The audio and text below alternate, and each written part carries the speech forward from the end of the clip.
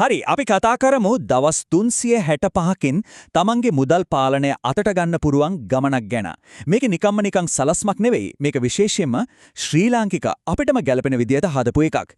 බලමු කොහොමද අවුරුද්දක් ඇතුළත තමන්ගේ මුදල් තත්වය සම්පූර්ණයෙන්ම වෙනස් කරගන්නේ කියලා.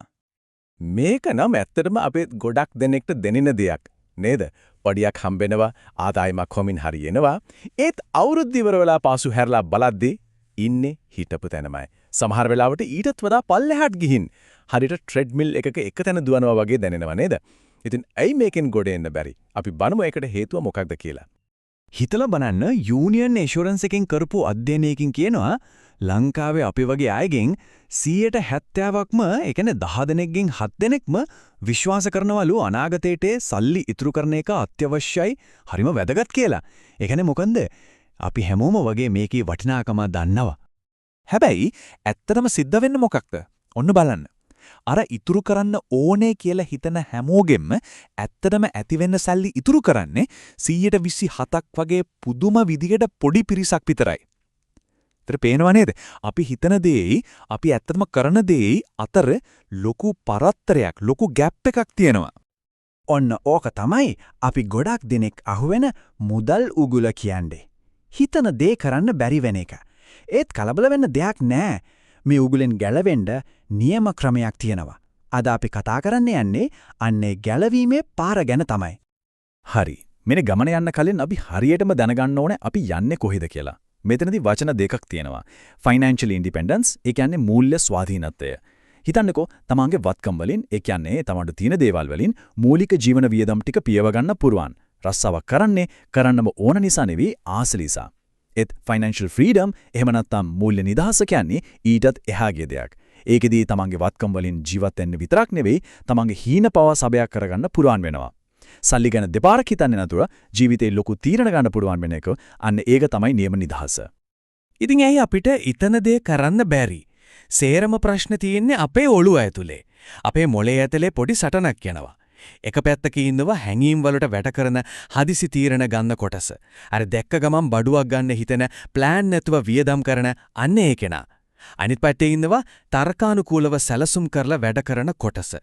ඉතින් හොඳ මූල්‍ය සැලස්මක් කියන්නේ අර හැංගීම්බර කෙනාව පාලනය කරලා තර්කානුකූල කෙනාට බලය දෙන සුපිරි ආයුධයක් වගේ දෙයක්. හරි. එහෙනම් අපි පටන් ගමු අපේ දවස් 365 ගමන. පළවෙනි අදියර තමයි පළවෙනි මාස 3. මේකට අපි කියනවා gaining clarity කියලා. ඒ කියන්නේ මුලින්ම Taman ඉන්නේ කොතනද කියලා පැහැදිලි චිත්‍රයක් මවා ගන්න එක. මතක තියාගන්න මේක තමයි අපි හදන්න මුළු ගොඩනැගිල්ලෙම අත්තිවාරම.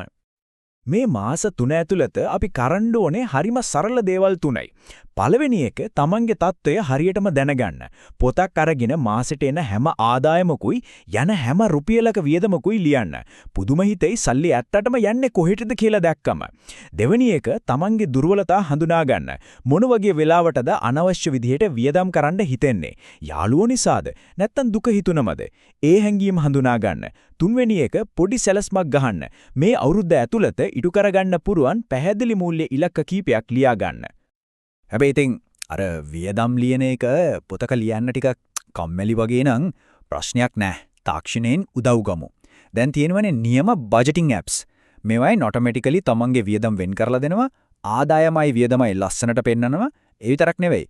ඉතුරු කිරීමේ ඉලක්ක හදලා ඒවට කොච්චර ළඟද කියලාත් බලා ගන්න පුළුවන්. වැඩේ හරිම ලේසි. හොඳයි.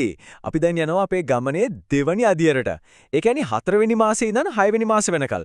මෙච්චර කාල අපි කලේ ඩිෆෙන්ස්. ඒ කියන්නේ වියදම් පාලනය කරලා ආරක්ෂා වුණා. දැන් තමයි ඔෆෙන්ස් පටන් ගන්නෙ. ඒ කියන්නේ ආදායම වෙටි කරගෙන ප්‍රහාරයට ලෑස්ති වෙන වෙලාව.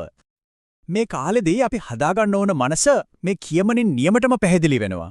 මට මේක ගන්න සල්ලි නෑ කියලා කිව්ව ගමන් මොලේ හිතන එක නවත්තනවා. වැඩේ ඉවරයි. ඒ වෙනකොට මම කොහොමද මේක ගන්නෙ කියලා තමන්ගෙන් මැහුවම මොලේ පණ ගැහෙනවා. අලුතින් හිතන්න පටන් ගන්නවා. ආදායම් මාර්ග හොයන්න දොරවල් ඇරෙනවා. සමහර විටක රැකියාවේ උසස් වීමක් වෙන්න පුළුවන්. නැත්නම් තමන්ගේ දක්ෂතාවයක් පාවිච්චි කරලා අමතර ආදායමක් හොයන එක වෙන්න පුළුවන්. හිතන විදිය වෙනස් කරන එක තමයි මෙතන තියෙන පළවෙනිම පියවර. හරි දැන් අපි යනවා 3 වෙනි අදියරට. 7 වෙනි මාසේ ඉඳන් 9 වෙනි මාසේ වෙනකල්. මේ කාලෙදී අපි කරන්න යන්නේ හරිම වැදගත් දෙයක්.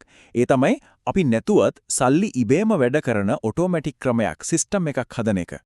මෙතන තියෙන රන් රීතිය golden rule එක තමයි pay yourself first. ඒ කියන්නේ Tamanටම මුනින්ම ගෙවන්න.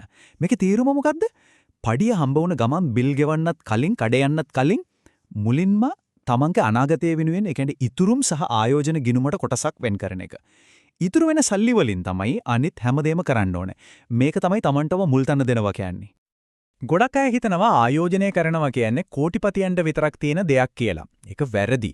අපේ රටේ අපිට වගේ සාමාන්‍ය කෙනෙක්ට ලේසියම පටන් ගන්න පුළුවන් සරල ක්‍රම ඕන තරම් තියෙනවා. ස්ථාවර තැන්පතු, ඒ කියන්නේ FDs, භණ්ඩාරගාර බිල්පත්, ඒ කියන්නේ T-bills, ඊට අමතරව ණයකර, කොටස් වෙළඳපොලේ තෝරාගත්තු හොඳ කොටස්. මේවා ගැන පොඩ්ඩක් හොයලා බලන්න. හිතන්න පුරුවන් පොඩිම ගානකින් හරි පටන් ගන්න එක තමයි වැදගත්ම දේ. පටන් ගන්න එක. ඇයි නිකන් ඉතුරු කරනවට වඩා ආයෝජනය කරන එක බලවත්? ඔන්න බලන්න මේ උදාහරණය. හිතන්න අපි රුපියල් 1000ක් අවුරුදු 20ක් ඉතුරුම් ගිණුමක දාලා තිබ්බා කියලා. ඒක රුපියල් 6335ක් විතර වෙනවා. නරක නෑ. ඒ රුපියල් 1000ම භාණ්ඩාගාර බිල්පතක ආයෝජනය කරා නම් ඒක රුපියල් 16.520ක් විතර වෙනවා. දෙගුණයකටත් වඩා වැඩිවීමක්. අන්න ඒක තමයි සල්ලි වලින් සල්ලි හම්බනවා කියන එක මැජික් එක. හොඳයි අපි දැන් ඇවිල්ලා ඉන්නේ අපේ ගමනේ අවසාන අදියරට 10 වෙනි මාසේ ඉඳන් 12 වෙනි මාසේ වෙනකන්. මේ කාලෙදී අපි කරන්නේ මෙච්චර කාල මහන්සි වෙලා හදාගත්තු හොඳ පුරුදු ටික තවත් ශක්තිමත් කරගෙන ලොකු චිත්‍රයක් දිහා බලන්න පටන් ගන්න එක. අපි බලන්න ඕනේ දිගු කාලීනව. මේකට කියනවා ලයිෆ් සයිකල් ෆයිනෑන්ස් කියලා. සරලවම කිව්වොත් ඉලක්කෙ වෙන්න ඕනේ නිකම්ම සල්ලි ගොඩ ගහන එක නෙවෙයි.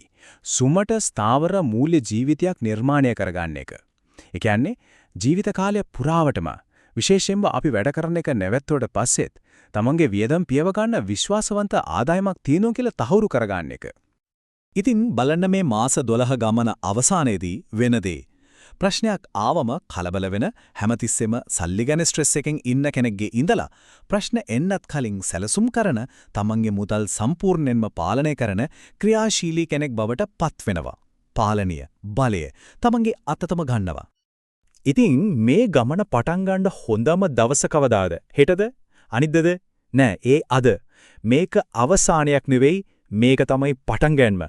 ඉතින් අද දවසේදී තමන්ගේ මූල්‍ය නිදහස වෙනුවෙන් ගන්න පුරුවන් පළවෙනිම පුංචිම පියවර මොකද්ද? ඒ ගැන පොඩ්ඩක් හිතන්න.